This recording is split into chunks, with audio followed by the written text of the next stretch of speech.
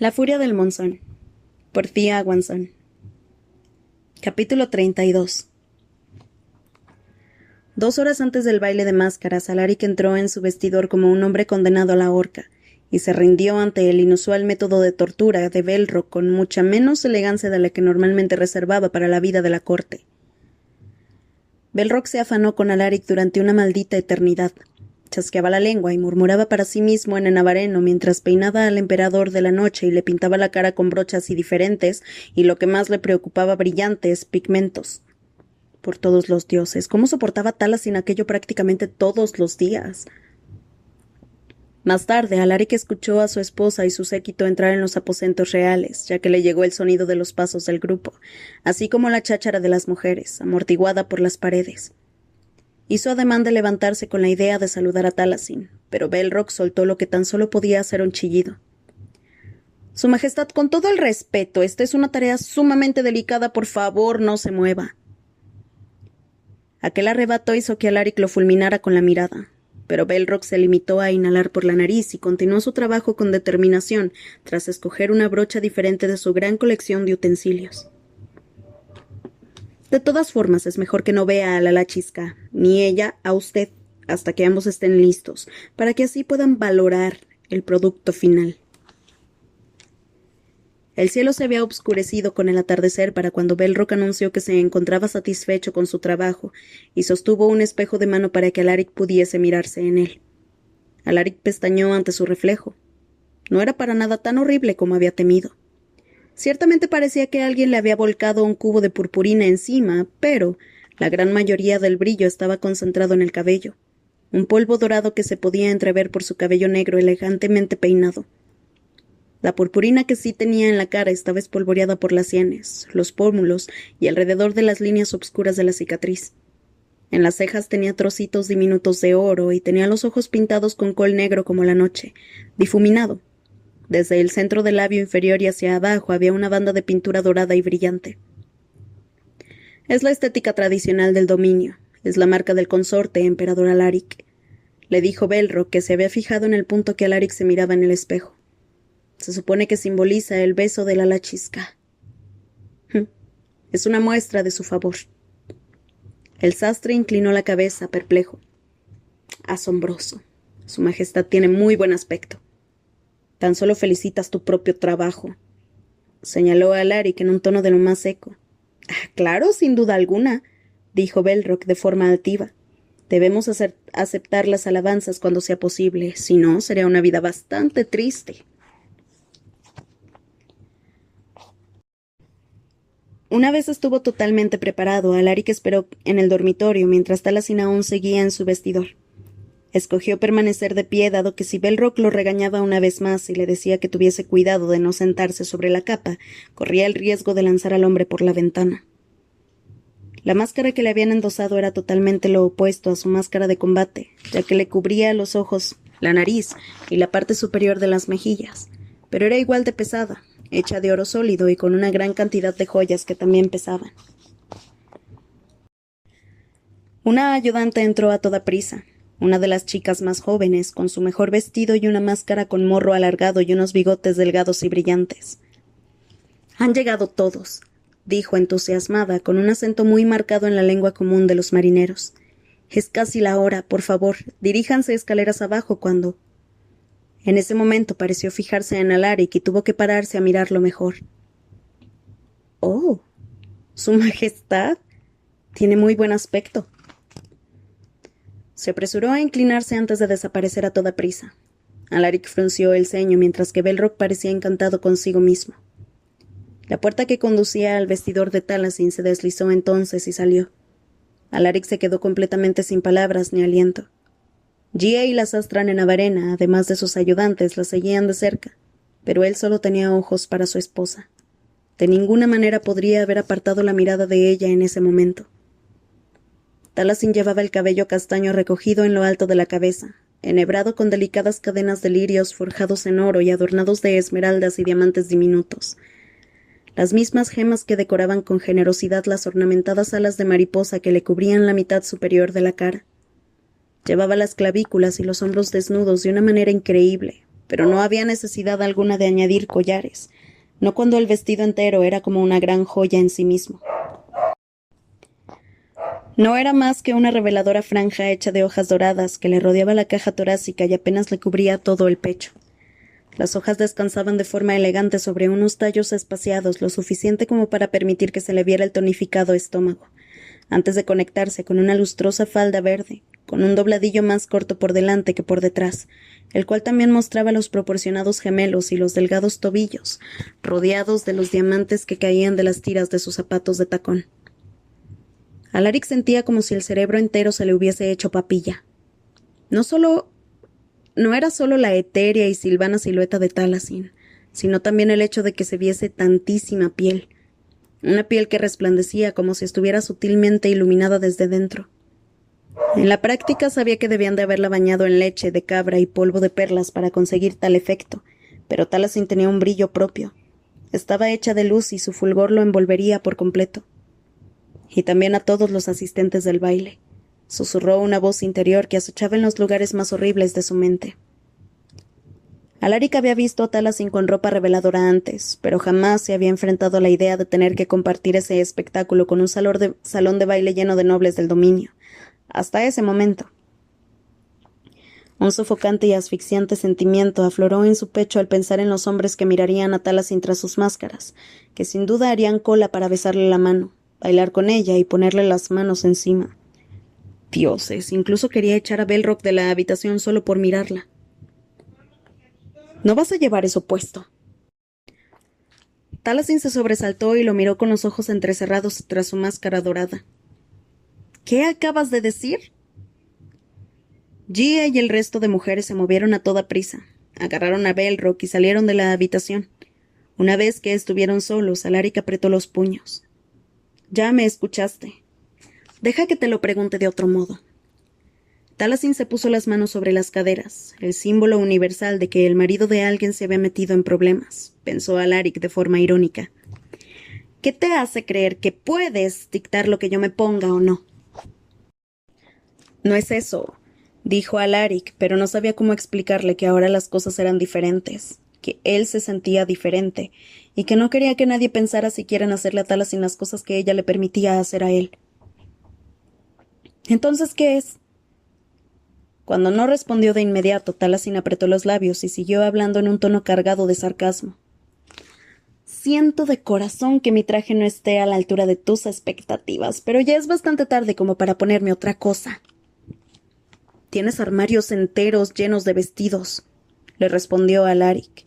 «Ciertamente debe de haber alguno que sea...» Trató de encontrar las palabras adecuadas, ya que sentía que se había metido en problemas, y sabía que se estaba equivocando al decir aquello mientras lo hacía. «Menos obsceno». En la frente de su esposa palpitó una vena. «Si me da la gana, puedo salir de aquí desnuda». «Por favor, no», dijo de forma sentida. «Y nadie podría impedírmelo, y mucho menos tú», gruñó Taliesin. «Y ahora, puedes acompañarme abajo porque ya llegamos tarde, o te puedes quedar aquí y pudrirte, me da igual lo que elijas». Salió hecha una furia de la habitación, tirando de la puerta con fuerza ante un coro de gritos de sorpresa por parte de Gia, Belrock y las demás damas nenavarenas, quienes habían escuchado escondidas pegadas contra la puerta. Alaric rara vez soltaba improperios, pero en ese momento soltó uno en voz baja antes de seguirla a toda prisa. Aquella iba a ser una noche muy larga. ¿Pero qué demonios le pasaba a Alaric? Taliesin marchó por el ala real y escaleras abajo enfurecida hasta el segundo piso del castillo. Alaric y ella entraron en la antecámara del salón de baile, donde debían esperar hasta que las luces se atenuaran para poder unirse a la multitud ya presente. A diferencia de otras celebraciones, no habría una entrada triunfal para la familia real, para mantener la ilusión de que fuese un baile de máscaras. Fingirían que los nenavarenos no iban a reconocer de inmediato a las Ayalachis, a su heredera, al emperador de la noche y al príncipe, solo porque tuviesen los ojos y nariz tapados. Era todo un poco absurdo, pero la corte del dominio adoraba aquel tipo de espectáculos. Urduja y el Agbi ya se habían mezclado con los demás, así que en la silenciosa antecámara que sirvió de alivio temporal, donde solo estaban Alaric y Taliesin, Podía prácticamente sentir su feroz lucha interna. Trató de no prestarle ninguna atención, pero como siempre era muy difícil ignorarlo. Trató de verlo desde su punto de vista de verdad. La moda continental requería más capas y menos partes del cuerpo al descubierto, por el clima que tenían. No era por lo tanto tan extravagante que Alaric se escandalizara ante las vestimentas nevarenas. Taliesin se preguntó por qué el tema no había salido mucho antes. Pero su intento de comprenderlo falló por completo. Lo único que sentía era irritación cada vez que miraba de soslayo a su marido, y era una pena por el aspecto que tenía. Cuando lo había visto por primera vez con aquella vestimenta, se le había parado el corazón durante un segundo. Un poco por encima de los agujeros para los ojos, por los laterales de la máscara de Alaric, sobresalían un par de astas doradas, regias y brillantes. La túnica tejida con sumo cuidado era del mismo intenso e iridiscente color verde que su falda, estrechada a la altura de la cintura por un cinturón de seda dorada, que combinaba con el material que llevaba en el cuello alto y en los amplios puños. En la parte delantera de la túnica, con un hilo dorado brillante, había un estilizado dibujo de un árbol bordado. El delgado tronco se inclinaba desde el lado derecho de sus costillas, y las ramas desnudas se extendían por su pecho como si se tratara de unos rayos bruñidos. Belrock parecía haberse apiadado de Alaric al hacerle los pantalones, que en comparación eran muy simples, seda negra de varios tipos. Pero las botas ceremoniales que calzaba sí eran de color morado, al igual que la capa que ondeaba desde sus anchos hombros. Los colores formaban un contraste llamativo con su piel pálida y su cabello negro, y a Taliesin le había gustado bastante lo poético que era ser la mariposa de aquel venado. Pero había tenido que abrir la boca y soltar aquello. Por fin un ayudante vestido de escarabajo retiró las cortinas opacas de color burdeos que colgaban en el umbral de la antecámara y que lo separaban del resto del salón de baile. Consciente de que tenían que mantener las apariencias, Taliesin agarró a Alaric del brazo sin mediar palabra, introduciéndole con fuerza la mano por el hueco del codo. Alaric frunció el ceño, pero después apretó los labios en una mueca algo más comedida. El salón de baile polvoriento y sin mucho uso de llantas había sido transformado por completo. El aire estaba cargado del dulce aroma de una gran multitud de arreglos florales de hibiscos y rosas, colocados sobre unos pedestales de mármol. Los patrones celestiales que salpicaban los tapices y manteles brillaban ligeramente bajo la luz tenue que arrojaban las lámparas colgantes de cristal y bronce. Y los asistentes al baile eran un espectáculo en sí mismos, un océano de máscaras enjolladas y disfraces fantásticos.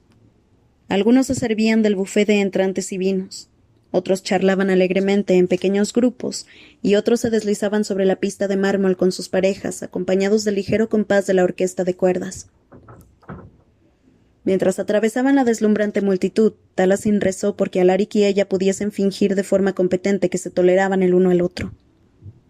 Se dirigieron hacia la reina Urduja, que no era muy difícil de distinguir. Llevaba una máscara plateada de dragón y un vestido con un patrón de escamas con un impresionante cuello de volantes. La noble con máscaras de colibrí que conversaba con ella palidecía en comparación. La Sayalachi saludó primero a Taliesin y después observó a Alaric sobre el borde de su copa de champán. «Emperador, bienvenido a la tierra de los vivos». «Lamento haberme perdido el consejo, Harlican», respondió de forma tensa a Alaric.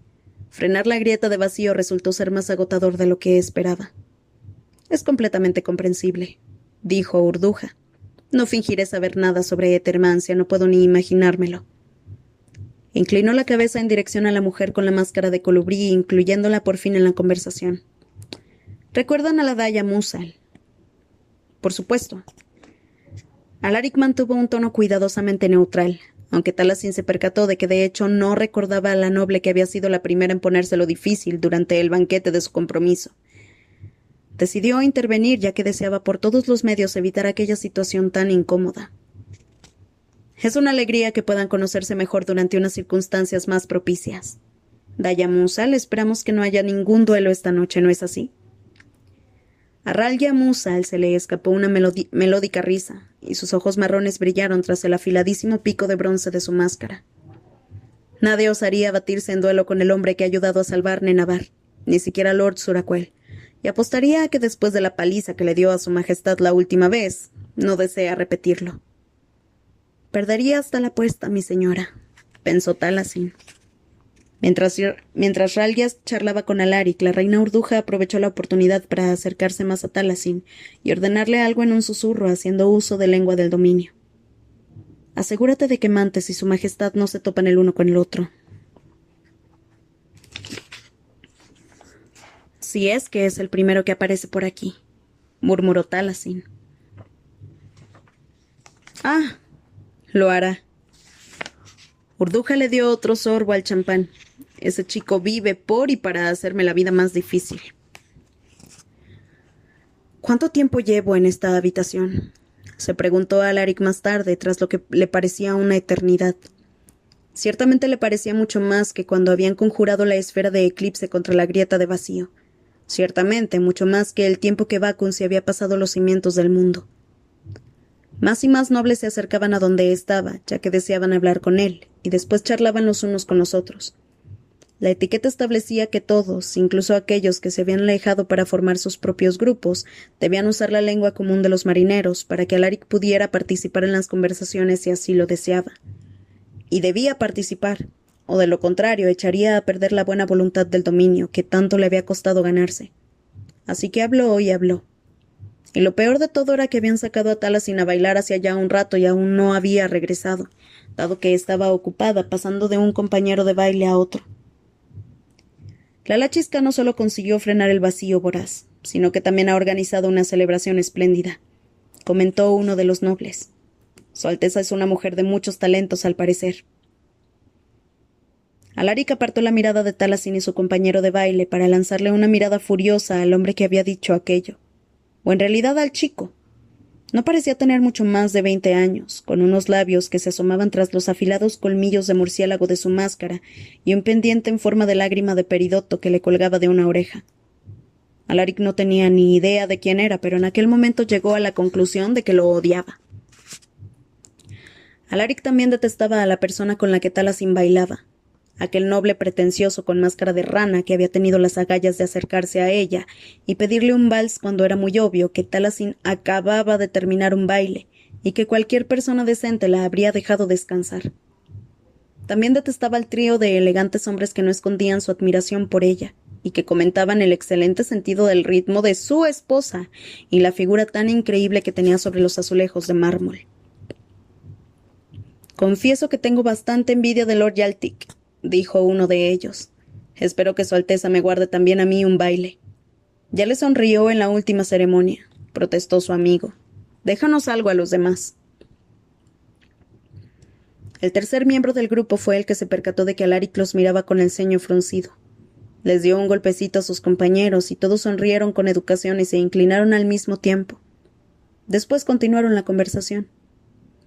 Alaric trató por todos los medios de no sentirse increíblemente insultado, pero era bastante difícil. El príncipe Elagby se acercó a él entonces y alzó su copa en lo que podría parecer un brindis animado, pero lo que le dijo a Alaric en voz baja no fue informal en absoluto. Soy consciente de que en el continente las cosas son diferentes, Su Majestad. Aquí se espera que los hombres adulen a las damas en este tipo de celebraciones. Simplemente es otro modo de pasar el rato y las mujeres lo aceptan como tal. Alaric, agradecido la máscara de venado que llevaba puesta, ya que ocultó el modo en el que se sonrojó. ¿Era tan obvio su comportamiento? Elagby le dedicó una risa irónica. Ese ceño fruncido lo dice todo cuando lo dirige hacia los jóvenes lores, emperador Alaric. Decidió escuchar la advertencia de Elagby y trató de relajar la mueca que había exhibido después de que el príncipe se marchara para mezclarse con los asistentes más festivos. Para distraerse decidió centrarse en Urduja, justo a tiempo para verla dirigirse a la pista de baile con un rayán mayor vestido con un atuendo de jabalí. Se produjo un sutil cambio en el ambiente cuando los nenavarenos comenzaron a susurrar entre ellos tras sus abanicos de encaje y sus manos enguantadas. Luf Razmi puso al corriente a Alaric enseguida. Llevaba cuchicheando a su lado toda la noche, aunque apenas le había prestado atención alguna. Atribuía lo parlanchina que estaba la daya a su alivio por no haber muerto. Es el Rayán Virunkil, de las terrazas de la bruma.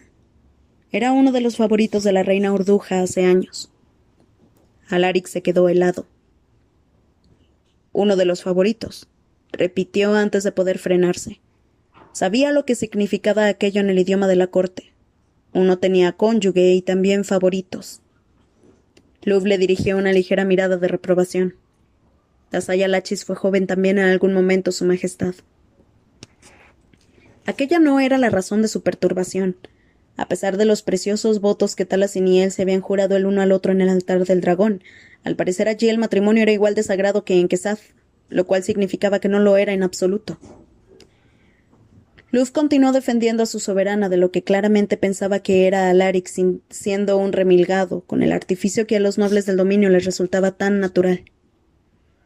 No tengo ni idea de cómo se hace en Quesad, pero aquí es completamente normal, emperador Alaric. La gente casada también necesita formar alianzas estratégicas, eso es todo. Y al igual que el matrimonio, esto es simplemente una forma de recorrer el panorama político. Alaric se giró hacia Luv y después volvió a mirar en dirección a Taliesin totalmente alarmado. Desde que había bailado con el Lord de la Máscara de Rana, había pasado por 2 compañeros de baile más, y unos cuantos nobles esperaban su turno en una esquina de la pista. Alaric no se molestó en malgastar el tiempo con una excusa y se alejó de Luv a buen ritmo, en dirección a Taliesin. Tenía una ligera sospecha de que estaba interrumpiendo. Quizás era una metedura de pata muy grande en el aspecto social, pero ciertamente tenía pleno derecho. Ciertamente, un marido podía rescatar a su esposa de todos aquellos libertinos que querían usarla para sus tretas políticas. ¿No es eso exactamente lo que hiciste tú cuando te casaste con ella?, le preguntó su cruel voz interior, pero él la empujó a lo más profundo de su mente, aunque le dejó un mal sabor de boca. Antes de que Alaric pudiese llegar hasta ella, Taliesin cambió de compañero de baile de nuevo. El anterior la depositó en los brazos abiertos de un noble de pelo greñudo que llevaba una máscara de águila y un disfraz salpicado de plumas marrones y doradas que resaltaban su figura fibrosa. Suracuel Mantes. Decía mucho que todo el mundo alrededor de Alaric estuviese empleando la lengua del dominio en lugar de la lengua común de los marineros, a pesar de haberse acercado. Los nenavarenos sabían cuándo debían ser educados y cuándo debían ser discretos. Pero aquellas risas insinuantes y el tono intrigante de lo que decían no necesitaban traducción alguna. Suracuel sostenía a Taliesin más cerca de lo que era estrictamente necesario, y ella también estaba inclinada hacia él. Ambos hablaban en susurros mientras bailaban. Una repugnante mezcla de ira y desesperación brotó en su interior, cegándolo por completo. Quizás lo debería haber visto venir desde la noche en que Taliesin se había interpuesto entre el pozo umbrío y Suracuel, cuando la había llamado por su nombre de pila. Quizá tan solo había sido cuestión de tiempo. De repente a Alaric las luces del salón de baile le parecían demasiado brillantes, y el ruido de la multitud era ensordecedor. Apretó los puños con fuerza para frenar el temblor de las manos, y antes de poder pensárselo de nuevo, siguió caminando en dirección a su esposa. Su esposa.